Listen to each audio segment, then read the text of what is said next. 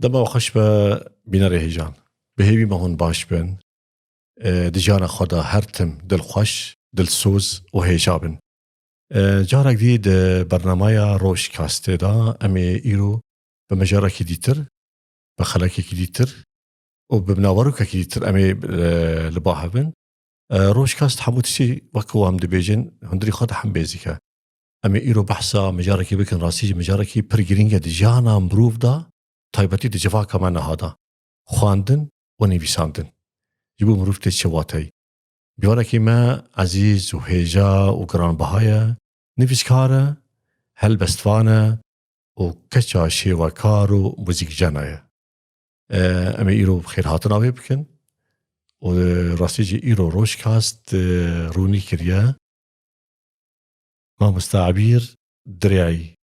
تبخیراتی خيرا خديل تبي سباس قال لك مامۆستا زكريا سباس بو روشكاست إيرو مكرن ميواني خواه از قال كي إيرو كيف خوشم جوز ناو دمه سباس تروني داي إيرو رونايا استوديو زيادة تربية روني داي شوقا عمودي كشكا عمودي سرچاوي موجي وعمودي حمو باجاري كردستاني سرچاوا مامۆستا عبيد ريعي كتشا مامۆستا إنمر شيوا كاري هيجا وبالوربانك وبدنجك يخاش زيز دمكو أو بلور ليد دا ودنجي وي بلوري لبر جاي كرميج ديكت عبد الرحمن دريعي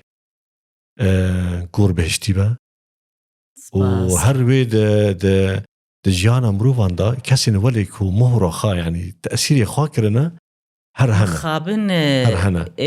يولوجي هاتنش بير كرن گرک قال لك آلی کاری بیر ببا قال لك يعني تشتي درخستانا كاريوي أو خباتا قد كير أو خزمتا جملتي خردكر دتش شيوا كاريه د هستي خده د جواكي د قال لك تشتي هبون قرك يعني آلی کاری بیر بانا لمخابن قال لك تشتهن ذا شارتينه وام بهيفينك روني بيسر باور بيسر ما دخلك ما يكمين دا اف مجار قال لك نيقوش كر ام موضوع يعني كان دا خدي دركتنا لهف يعني بيجنا ما هفدو دركه قال لك يخش مروش بير نكه ما مستعبين صاغه ام جي حزنكن ام زنكن ام دستكنا دني ام روني نافجن سر بيشتيكو انسان مر تم بيجا ولا يمروفكي باش بيقول لك بين بدمه دياري مبك لي قاواق از بمرم ويقول دانين سر تربامه نين مزسر مزليمه فايتي خوتنا دمك صعب بقرفيك وتبدي دي ساجي ام بهيفينه انه قال لك هنرمند هنا قال لك آلي كاربن وتشتن خوش تشيببن ام بهيفينه امجي بر بهيفينه تيفيكو جبرغو كولتورا كردي زنجيل دكه وام قش بحوجي هفدونه بله يعني يكي بشتا هفدو دقرن يعني مروقش دستك وام تخوازن تشتي جمر مهم جمر اي قرن قو ام خزينة خوي كردي كولتوري خوا فربكن وآفابكن بتشتن قنجو خوش حسكرن حسكرن حرتشتي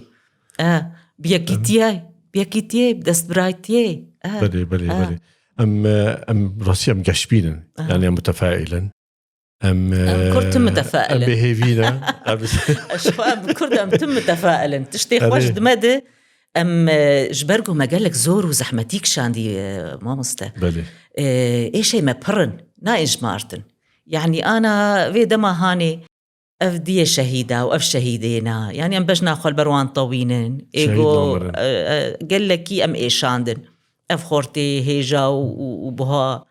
يعني باري ما هلانين وما باراستنش قال لك تشتا خوينا خواد يعني فدا في ولاتي هانكرن قال يعني إيش عم بره اللي تم هيفيك ما هي إنه ويسبي ويخشبي ويروني بله أمي شو بوان بشوبينن أم ريشوان جيك وجشتني تمام نكرنا أمي بهيبين مزن بجريدانا بخونا وان أمي أبدا سكفتين كوجبو ما شيء كرنا أفرونشتنا ناكو أزتو بهفرونشتنا كوجمرة بيدا كرن أمي بباريزن ببيشخنن ما مستعبير أم درباسي يورو مبدأي خافن كرمك يعني مجارة ما كرمك مجارة ما هناك خواندن ونيفيساندنا قراءة والكتابة دجانا ما قال لك مهمة باتشتا يعني أمين نافا نقاش خاطر بيجي نا خواندن زيادة نمايا يعني ويا وكو سرقوه خارا دافيشن هري تواصل اجتماعي بلي نا خواندن ونيفيساندن طيبتي كتاب يعني دما كتبو خوني تشفي لجد بيني هذا دمي معنى هذا جيبو إنسان چه فايدة خواه وجانا جي يعني كتاب دا دكشينا يعني تو تغازي كتاب بيني جاب خاد بخوني جار جاران كتاب تدكشينا يعني تل عنواني كتابي دنره نام نشان آويت دنره تدكشين تخوازي زانب بيتش هندري في برتوكي دي يعني نيفيسكار خواندوان نا أولا كتابي شغل اختيار ذكا وجارنا جي جار جاران جي تل غور خواه الغور حسكريا تجوان برتوكار تش كتابي حزدك تش كيجا كتابي تخوازي بخوينه حسب يعني حريك واهتماماتي وي اي مزولو تبيش يعني هم كتابي دكشينا ما مش خلق كتابك اختيار ذكا سر مرود مينه حريك وهستي وي شكلك يعني رونزان أنا هذا دمي من هذا ما بستعبي تكنولوجيا بخص بيش كتير أما تليفونك نمبر قوي خوا أو كتابي كودو غازن جيرا تاب أو دبيجن وموزيكا كيجي دخن بين وقداري دخن أواش تخص تأثيري بي السلبي هبا يعني إيجابي هبا سر حياة إنسان سر جانا ما أنا بري خوشبونك كتابة هبو خوشبونك خندني هبو طعماوي هبو طعماوي هبو بهناوي هبو يعني تأثيراوي باندوراوي تشقاسل رحي تدبو يعني تا روايتك دخند تحسيها تبطلي وي رواية هاني تاخد كر بطلي وي رواية هاني تاخد كر يكج اندامي هندري فين في ساندني وتبي خوش دبو ياد دوا برتوك رح يقولوا قريدانك ددته يعني قريدانك خورت خاصم أم بتشوشك بون أم زاروك بون مالا الحلبة أم نيزيكي دار الكتب بون بلي تنبافي ما مدبر ويدكي مكتب مع أنه ابتدائي بون جيها مكتب داني مشخور دخاندن جارنا قال لك جملة قال لك تشدر باز دبون ما نزاني بمعناوي شي أم ليفت قريان ما تقوفا أف جملهان شو معناوي إجا جمر شروفت كر جمر دوضحان قريدانا برتوكا نزائمة أز هين زاروكي أخواد أز قلكي بي قريدام أز تحسم يعني أز بهناوي تيم قد كتابة خواندة شيرين راسليجي شيرين شيرين يبقى حرك بجارك جدايا تحس زاروكي تنه تحس تشتكي خاص بتا تايبت يعني برحي تافه كتابة خوش تردبين قد خواندنا كتابة قرعاتي تاقو هارتنا يعني باوريا تاقو هارتيا يجي اسلوبي تايد حياتي تاقو هارتيا أري بلكي زاروكي قافت بخوين التيبيتا باندور يعني باندورا ويلتهبه وتأثيرا ويلتهبه لتكاري بيجي بلكي تكاري بيتر إبداع بك بيتر تشتن بيشتتك يعني جروسك كي ددتا تكاري بيتر أسو ينتذب خونو خيالي تذب يعني هيك يكون ناخونا نكرة جدا بنفسينا طيبتيني بسكار نا إيغو خواندي يجي أو إيني فيسكار تأثير نابي بس تأثير دبب أو جيناتي خواه أو خواندنا بري قرصيدك بوجيره بشوكانياوي د دمك محدد خواندية أو تأثير ليدبو أو كاري فانتشتا شخور كاري بك هلبست بك ستران يعني عبير وك هلبستوان أكر ناخونا كتابا ناخونا إيه هلبستا بجودا إن جدا بلا أكر ناخونا دكنا هلبستا بنفسنا أنا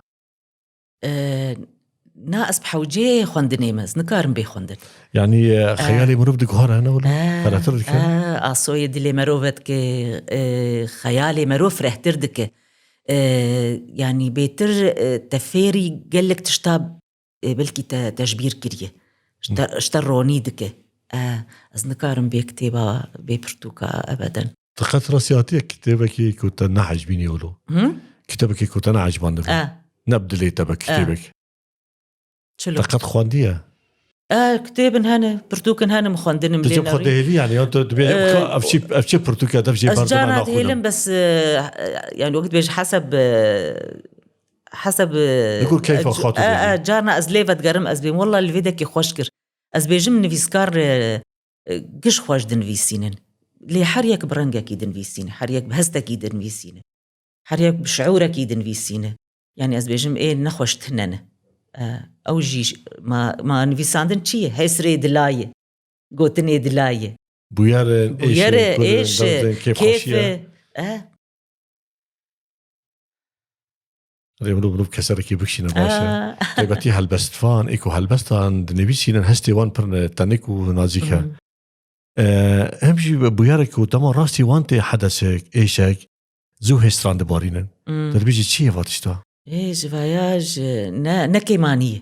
نكيمانسي أبدا من ناكوتي كيمانية نا أج وقت بيجنوعي قلكي دقريمشي أز حيسري مزود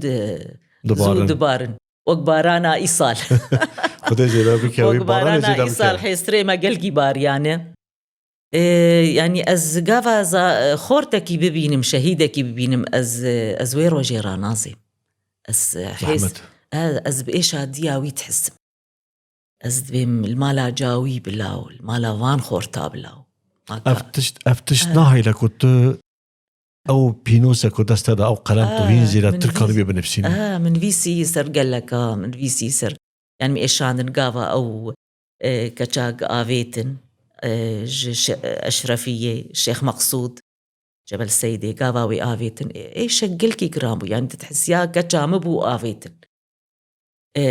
يعني مروب بكيمانية تحسه يعني قل لكي إيش قلكي كويرة ناي وصفاندن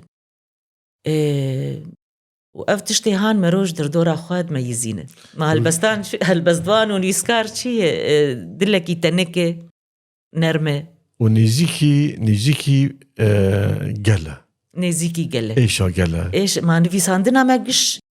ضمن واقع دي نيزيكي في آخاكو أم نسال دجين جبرقو أم ليه دجين دفي أزد هندري إيشا ملتي خدبم تاقو أسكارم إبداع جيبكم قافز إيشا خدن فيسين جاناز بيجم كل ما يبدع الألم فينا نبدع خلاص إيش هندري ماذا زيادة ببا إيشا هندري ما زيادة بأم كل أم بيترد آفرين أم بيتر إبداعتكن جبرقو أم ديشن وإيش دنجي إيش شورشك قالك شباس ما مستعبير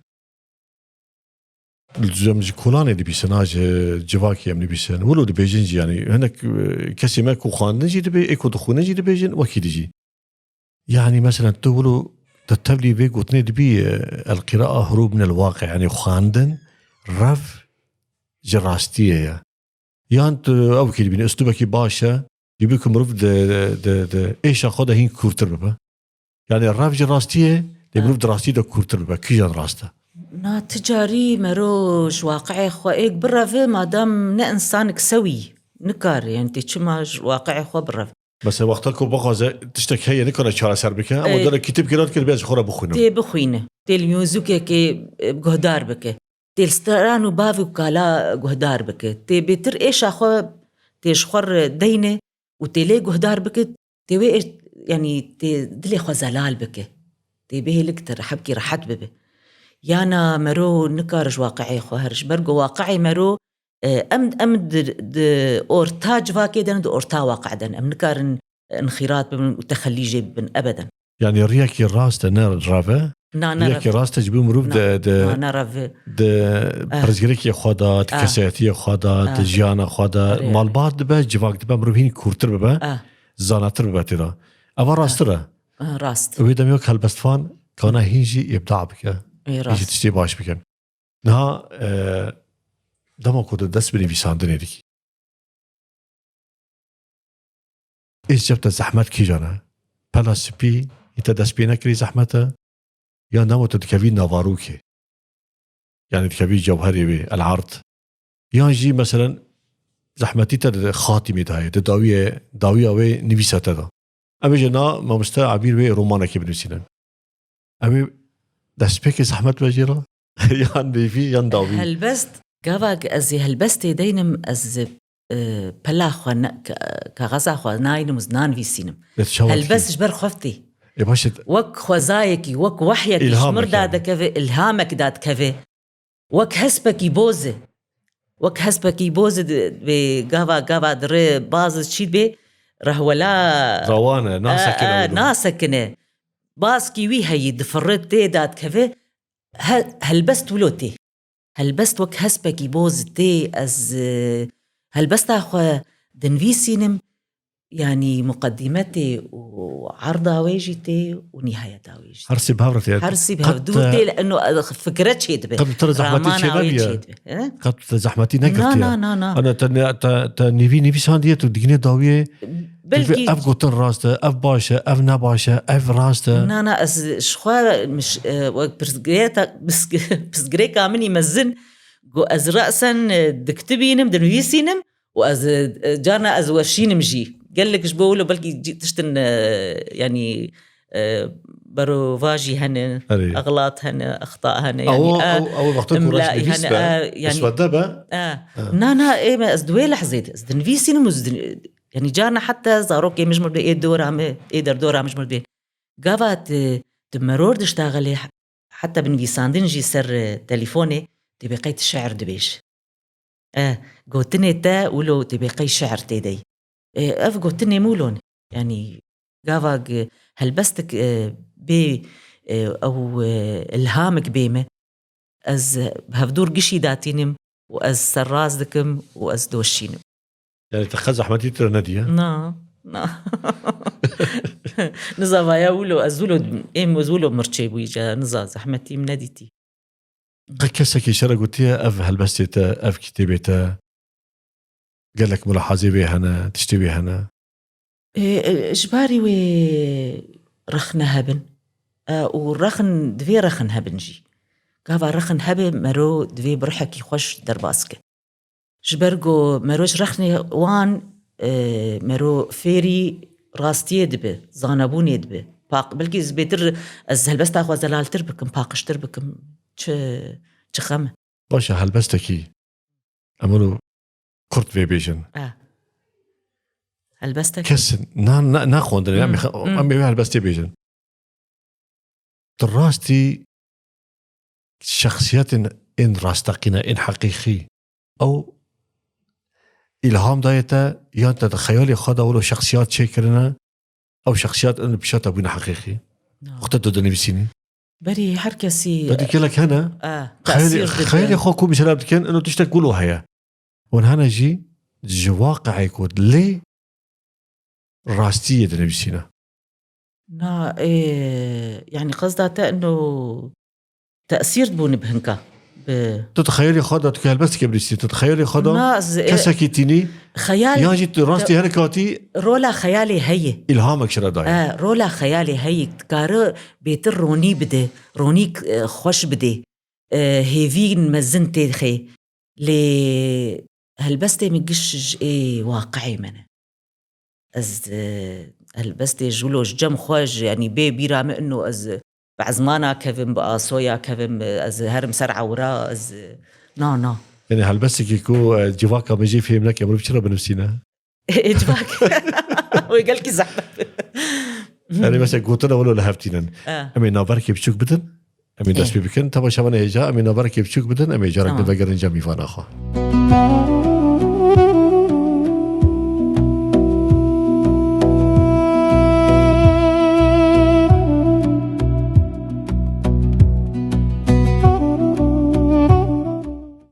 طبعا شباب هيجا جارك بين بيراوا كومنت هنا تعليقات هنا دراني خاطر بيجن خلني خو بيجن تشتكي كومنت تمام لكريا جبرة تمام بكر سباسيا ودكم أما جارك دفاق رجال بيوانا خو ما بس عبير دريعي جاء آلان وكي كردي رسمي خوشة نا زحمتي من بحث زحمتي كي بكن لما تفكراكي تدميجي خدا حاضر لكي وتوي فكري دما كو بنفسيني تنابري وي وفي نفسانني دا تقتلوا زحمتي ندينا يعني وي فكري هندري خاطا كومي سنة فكرية تشاوى بكي كتابي تجارة تفكري ضد نفسيني وكيف دو در ركبه جارنا تتخوازي تبرنجكي خورتر دينا يعني رنجكي معناه زماني عربي جدا زماني عربي حبدو زمانه تمسي كردي وعربي انا اجي از وردقرين من زماني كردي بلي از الجوتنن جوي هالبستي كذا جوي جملاهان كذا وي خورتربه اوايا متسكنينه استخد جوتني تخلص طبعا دما كنت تنفسيني الجوتنا ناقري نا از تجارنا تهلبس فرق دي بين الجوتنا ديجارن الفرهنج ديجارن ضد كيفن نا فرهنج الكردي نا فرهنج ابدا نا هذه جوتنا برو فهمنا دخلنا في جوتنا يعني ولو جوامري غابا قلكي مزم بكن بيتر يعني وي خوشبونك بدي از بيجم تشقا ولو نازك بو نرم بيتر وي اي خوندكار ايجو جمرور دخينن وبيتر جير خوش تربه وسهل تربه يعني تشقص برو قوتني بسيط سهل بسيط يوك انا لي وطيخه كوربا خوش ترتي يعني السهل الممتنع يعني قافا حتى هالبستاته قافا نرم بخوش به حر مستوياتي خوندكار وخوندفان كارن استيعاب بكن وخوشك ويبخينن ويجي فين بكن خوشك ويجي فين بكن نا تشقى از قوتن آسي وزحمت يعني فاي أزولو نا خلاص هستي مولو از فان هستا از شعري مولو نفيسي يعني نقل كي دي أزلوان قوتن نقل كي قلو بقرب نولوي هل كيكو يجي نفيسك رومانك كتابك وكسب شيء فهم لك يا شبته يعني هنا بلكي ايه شخور ولو او اسلوبي وان ولوي او رنجي وان ولوي اما از قلكي كورتو نرم كورتو جواري وجواري باش عبير قال لك بيت دبيدا بروجيته هنا نيفيسيته هنا مسودته هنا قال لك تشي كوتا اماده كرنا نهاتنا تشاب كرن هناك جهاتنا تشاب كرن وما شاء الله قال لك مهرجان تبليبيه مهرجان ايه هالبستا كردي دبا چاندی دبن ادبی دبن هنری دبن این پرتوکا دبن قال لك مهرجان فاستیوالی کو لروجاوای کردستانی تبرانی بجداری وان بیا اواجی شانازیه سپاس خوشتر نا اف پروژه کو تدس بکریه شوین عموده شوین عموده ده هنا شوین عموده استمد بيج عموده هشتقو از بنويسينم از الحلبة مزنبو من الور خواند وسهات معامودي از هين زاروك ومسهات معامودي كل فتي من الفيداكية مال باتا من الفيداكية زاروك من الورشيبون ممالك الورشخور آفاكر عمودي باندورا عمودي كل كلمة بربو عمودي هشتق تدي باري أو جناق زوتي مسؤوليات وقت بيجنتي كيف هستيوي هشتق از قلك تشت يعني وقت مساقل عندن مستران وهشتق از فان هالبستا از بالرسم وقت الشيء قابا تشلو بيرو باف بيري ماتش هريه للتشييد قابا التشييد خمد الرسن هشتق از بنفيسينم واز يعني افرحي هانجي افجي وقت بيجن افجي تربيه ما الباتا ما يعني قافا اش خورا دوم جوي خوا شيرين سردنجي بلورا عبد الرحمن دريعي قافا اش خورا دوم سردنجي عيشيشان قافا اش خورا دوم سردنجي عارف جزيري وتحسين طه وشوفان بروير وسعيد يوسف وقت بيجن مع حفظ الألقاب أمولود بيجن رح ما أخذ الشابة الحميابة مامۆستا محمود عزیز يعني ئەوانە گشت مالا مەبوون ئەم دوان دوی ئەجوا وان ئەجوا ئارابوون مەزم بوون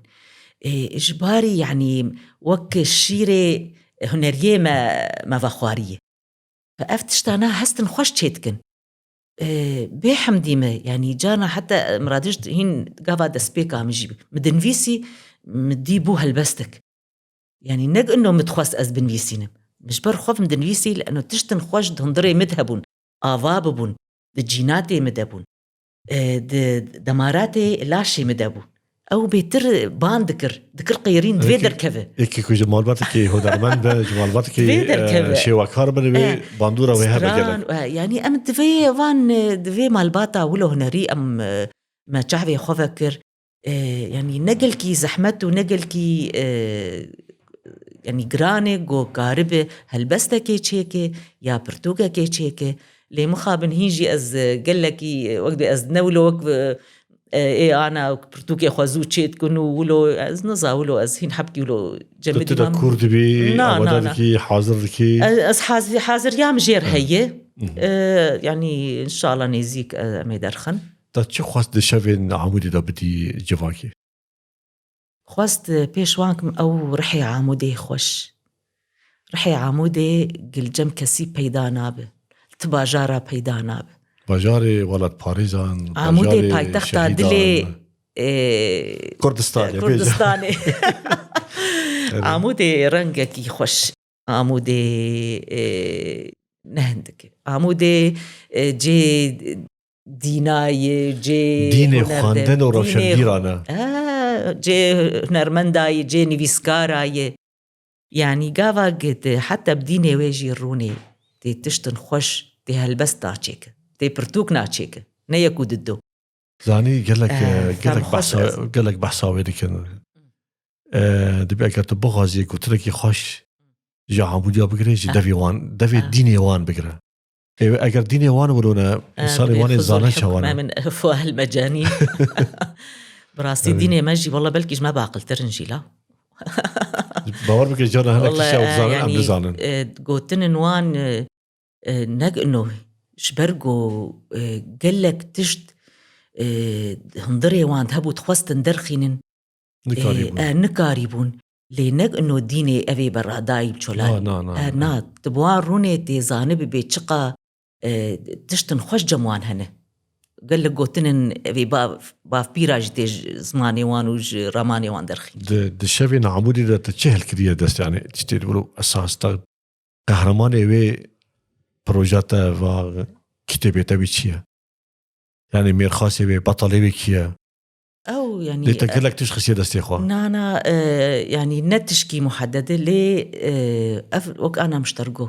او رحي عامودي اف عاداتي منو اف تقاليدي مرو هلبستي وي نفيسكاري وي معالمي وي اثري جاميا مزن شرمولا اوركيش غريموزا سوكا عامودي ريوي دريوي اف خانيه وي كفناره او خانيه ويني اخ او شباكي ويني هسن تخت دريه اوي بري وقت نكهب ونقش بزمار كري اوانا يعني قال لك تشتهن خوش ويتي دبن جانا ميفانك دهار او اقل دريد خن او تقطقوك الدري الدريد خن حتى لو هندر قلت كيا كيا جرسا كهرباتنا او تقطقوك هام افاتش ديروكا ما كردانه افانات شخو افانات هيلن ونخاسم ديا مالي او بيترد هيله ام قاربن اهولو بزماني خوا فلوكلوري خوا بكولتوري خوا بيتر آسيبن وامجبير نكن سلافي مش حر دير هاي ديك كرد برغو ديك مد باريز ديك مد باريز زماني مد باريز زماني مد باريز آفايا مالي منه دي خورتو كچي منه تم هيزك خوش دن ما جبرقو جن تم جيانك خوش قولي بهارك تم تجاري خلاص نابه جنا كرد خورته الملي وي والملي زلامي خوا دوی جیانی درباس کریج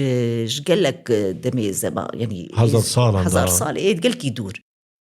بآلی کاریا يعني قالك آلی کاری بهدور کرنه و دمك دريج بهدور درباس کرنه بخورتایی بتعلیب زحمتی بشیرانی قالك زورو زحمتی کشاندیه سلاوی مش حردیه هایه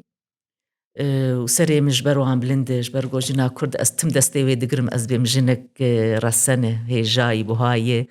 أم بجنا خال بروي الطوينة جيبونا وي خواندن ونبسادن قلكي مهمة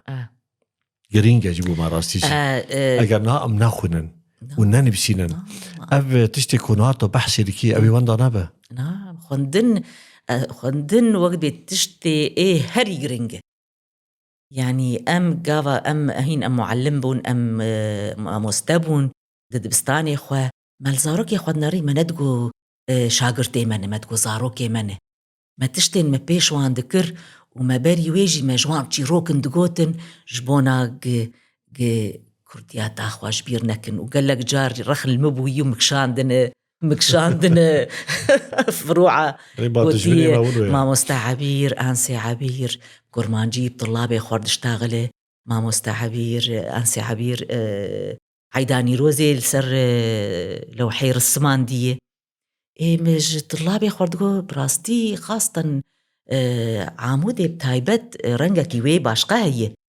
عامودي زاروكي وي ملت قش بزماني كردي دشتاغله فقاود هاتن دبستاني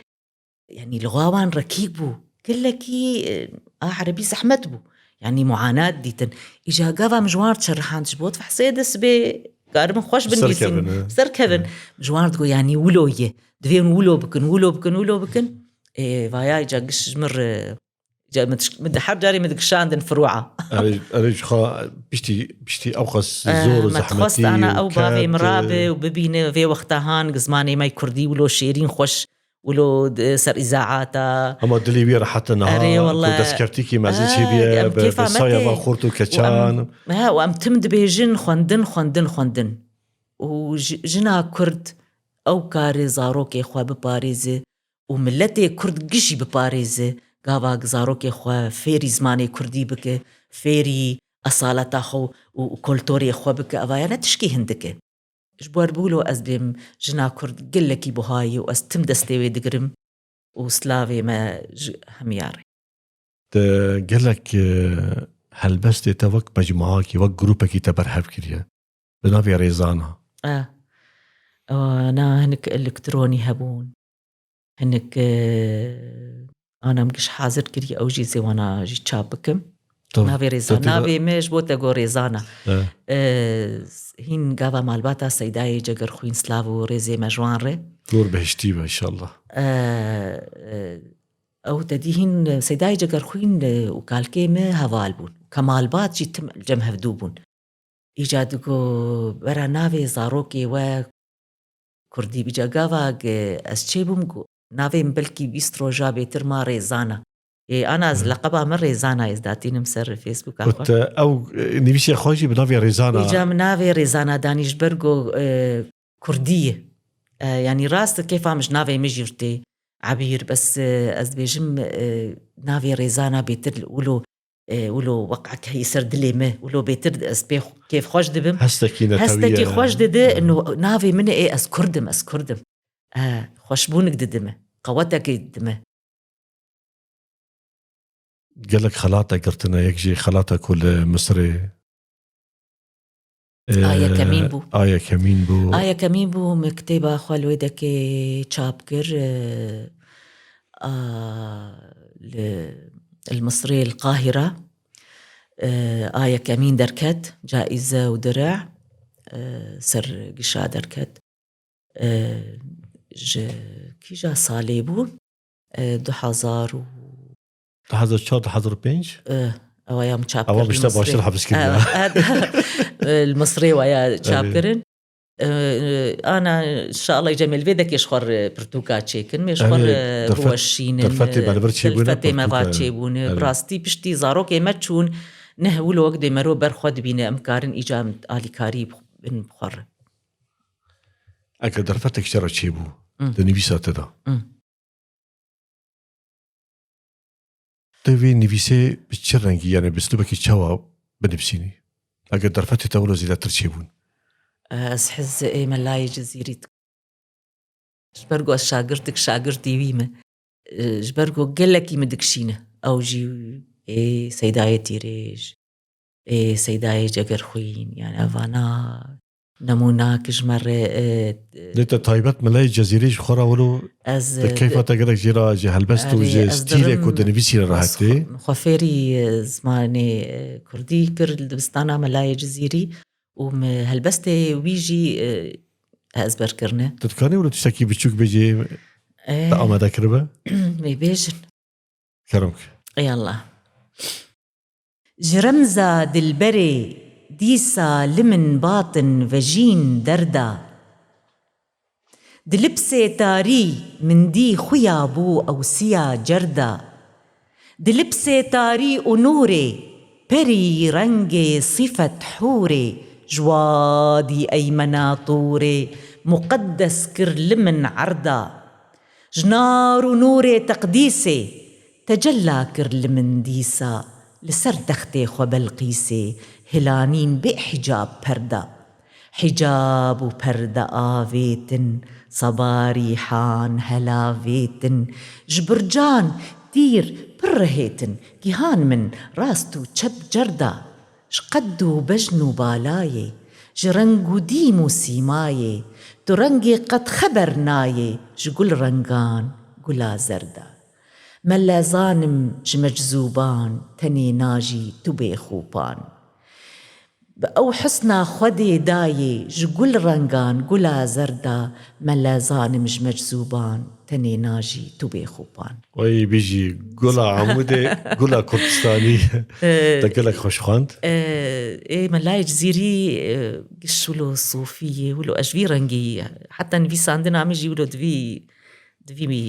رنجي هاندي تبي كو الصوفيتية بس ليه تبنى وحدة الوجود يعني تم تشتكي راستي زانستي وتني كردية رسنتي دي بيترد هيلق از جي حزبكم واز بالا خو مدكشينه قال لك يروحي وي مدكشينه ام بربه هيبينا اف نفسي مينو اف جيلي مينو خورتو كشين ما حتى خوندوانين ما هلبستفاني ما نيبسكارين ما خو بس بيرن كفنين خوا ايكو كفني وان تنبه بيش روجا وان جيتنا قولوي روجا وان جيتنا ام بربه هيبينا وراسيجي ام تبخو بس بيرن جبرگو تصاني يعني تحضارتا كيجا ملتي بقر هنري وي هلبستفاني وي نفيسكاري وي ستران بيجي وي اوان هشتي اف فلكلوري هان او كولتوري هاني بيتر بردوان بك اف تشتن خوش بيتر دايمة يجبولو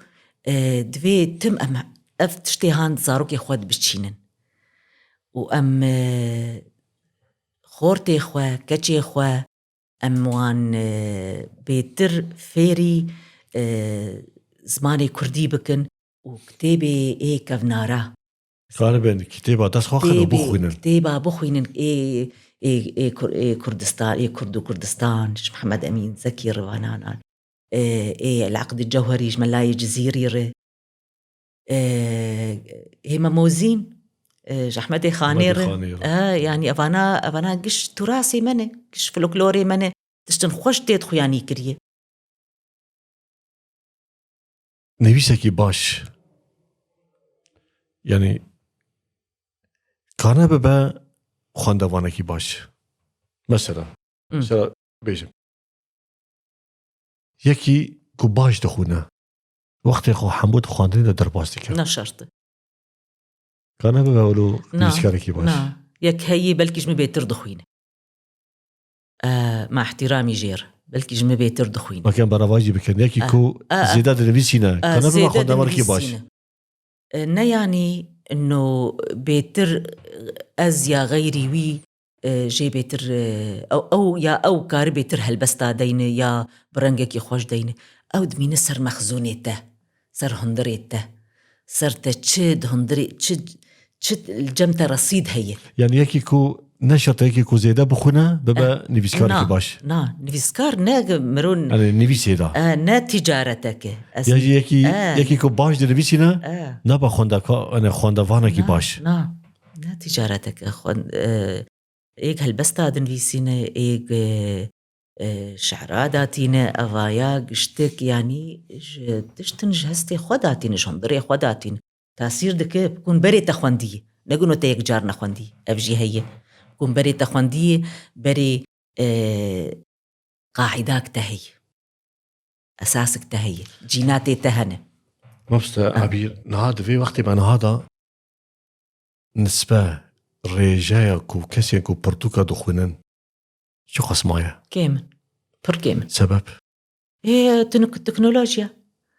يعني نسخ ولصق وسترانك أزي تليفون أخو فكم أز تليفون أخو جارنا فتكم يعني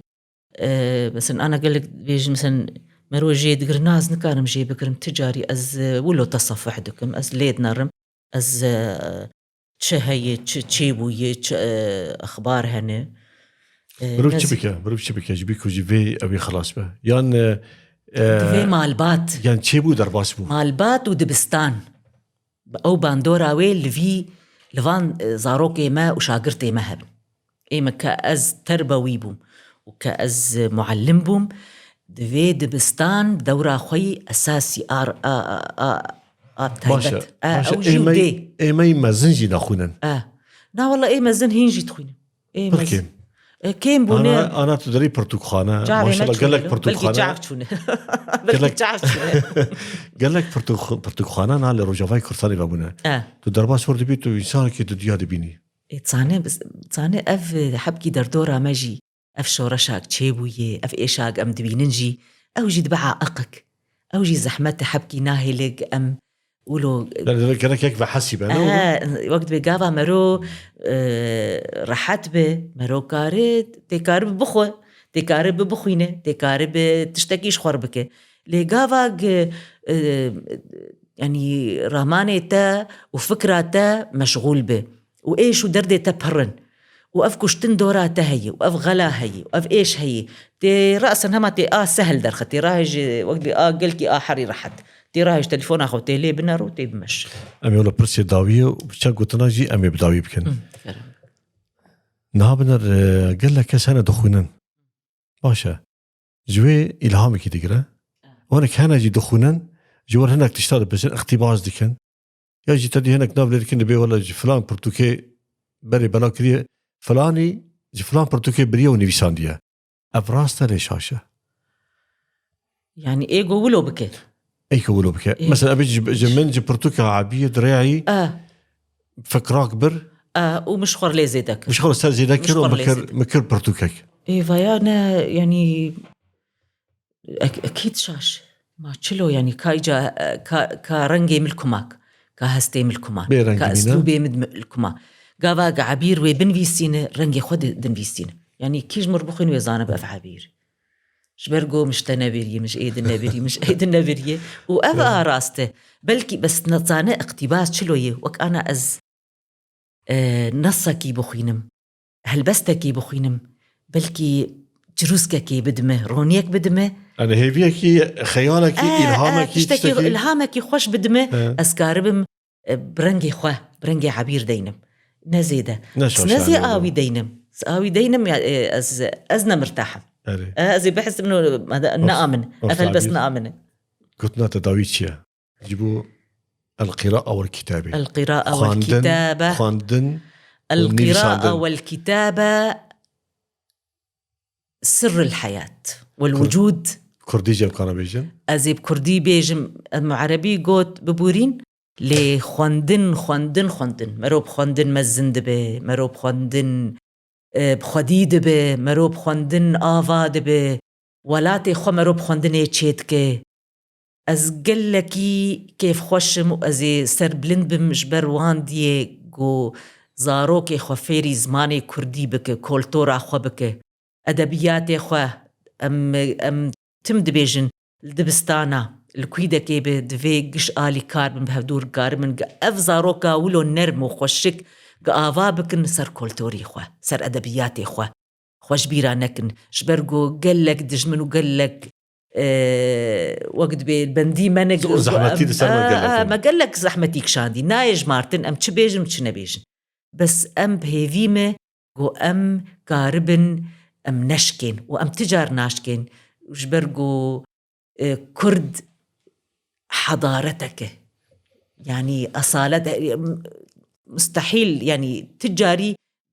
قوندا ببن روكا ما بلنده وتمجي أزدبيجم أو تيريجي وي أو آلا مي رنجي تخملينه أو تيريجي وي وأم كرد أم جرنجا حزدكن وأزيشتر هلبستك يسر رنجاجي بيجم وقتي ما نمايا هردما جوزر لخوتكم ورزين جنم ججدبن هردما جوزر لخوتكم ورزين جنم ججدبن لسر ملي من زفي بالددن وشقرنجينا من وشين جنم دجمن لي هردم جبريفا دجم رنج الهفد كيفن وزردبا شاهي رنجا سر بلكزيرين دا جوردبا ودارجي وكا من خوزردكن جبرجو سورشت كراهيا هستيجني قال لك سباس طبعا شوانا هجا ام جيشن داويا خلاكا ماي ايرو بيمين خير وخشيدا ون هر شاد وبختا وربن سباس